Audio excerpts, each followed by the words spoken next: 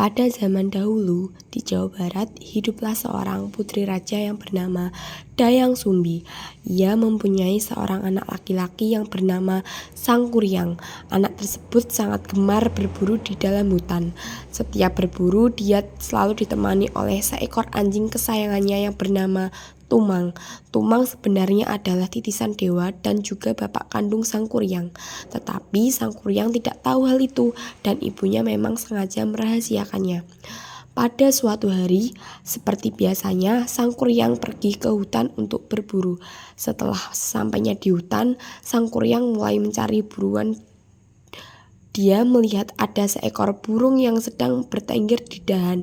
Lalu tanpa berpikir panjang, Sangkuriang langsung menembaknya dan tepat mengenai sasaran. Sangkuriang lalu memerintahkan Tumang untuk mengejar buruannya. Tapi Tumang diam saja dan tidak mau mengikuti perintah Sangkuriang.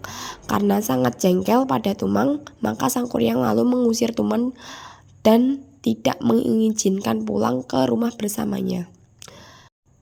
Sesampainya di rumah, Sangkuriang menceritakan kejadian tersebut kepada ibunya. Begitu mendengar cerita dari anaknya, Dayang Sumbi sangat marah.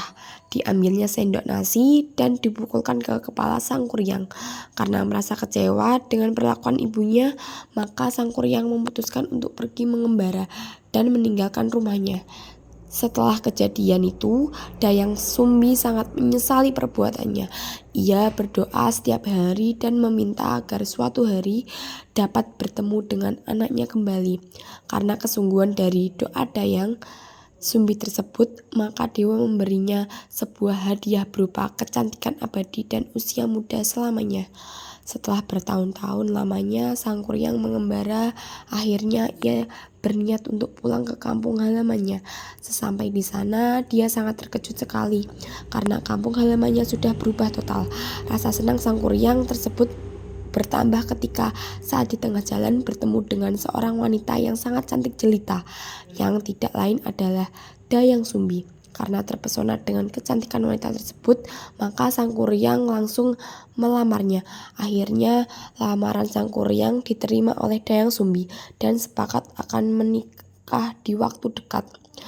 Pada suatu hari, Sangkuriang meminta izin ke calon istrinya untuk berburu di hutan. Sebelum berangkat, ia meminta Dayang Sumbi untuk mengencangkan dan merapikan ikat kepalanya. Alangkah terkejutnya Dayang Sumbi karena pada saat dia merapikan ikat kepala Sangkuriang, ia melihat ada bekas luka. Bekas luka tersebut mirip dengan bekas luka anaknya. Setelah bertanya kepada Sangkuriang tentang penyebab lukanya itu, Dayang Sumbi bertambah terkejut karena ternyata benar bahwa calon suaminya tersebut adalah anaknya sendiri. Dayang Sumbi sangat bingung sekali karena dia tidak mungkin menikah dengan anaknya sendiri. Setelah Sangkuriang pulang berburu, Dayang Sumbi mencoba membicarakan kepada Sangkuriang supaya Sangkuriang membatalkan rencana pernikahan mereka.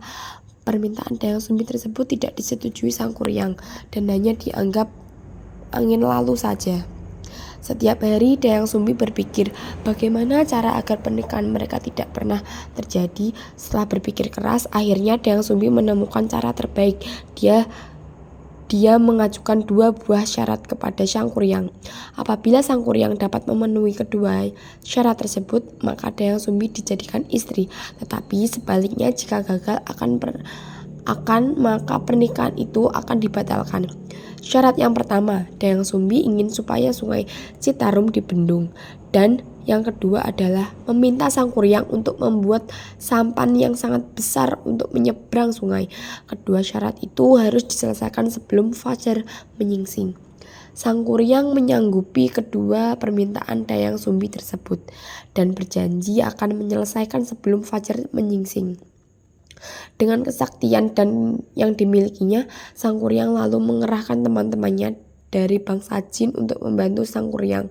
Betapa terkejutnya dia karena Sangkuriang hampir menyelesaikan semua syarat yang diberikan Dayang Sumbi sebelum fajar. Dayang Sumbi lalu meminta bantuan masyarakat sekitar untuk menggelar kain sutra berwarna merah yang di sebelah timur kota. Ketika melihat warna merah di timur kota, Sang Kuryang mengira kalau hari sudah menjelang pagi. Sang Kuryang langsung menghentikan pekerjaannya dan merasa tidak dapat memenuhi syarat yang telah diajukan oleh Dayang Sumbi. Dengan rasa jengkel dan kecewa, Sang Kuryang lalu menjebol bendungan yang telah dibuatnya sendiri.